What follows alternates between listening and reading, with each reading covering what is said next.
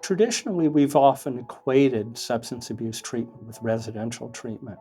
But I think increasingly, just as we've seen with other mental health problems, the more we can treat within the context of the community, within the context of the family, the better off we will have. In fact, one of the problems that I see with kids who do go to residential treatment is that they come back and the real treatment starts. Residential gets them on the road, perhaps gets their substance use under control, of course, by limiting their access to substances, peers and friends who used.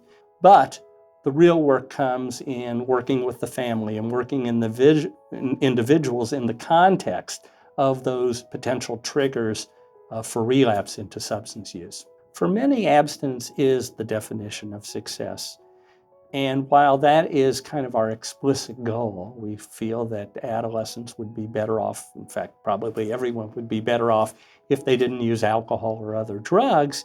Nevertheless, we want to be reasonable in our expectations. That is, 50% of people, adolescents in treatment, will improve, but they won't remain abstinent.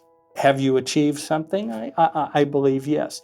It's difficult for adolescents to look that far in the future and imagine themselves not being able to ever drink, not being able to, you're telling them, well, even when you're 21 or even when you're 30, you won't be able to sit down with your friends with a beer. It's often difficult for adolescents to really understand that. I would say the implicit emphasis has been one of understanding harm reduction, in that you keep on treating as long as you're going in the right direction, as long as these kids' functioning is improving, as long as they're less symptomatic and presumably using less, if not abstinent.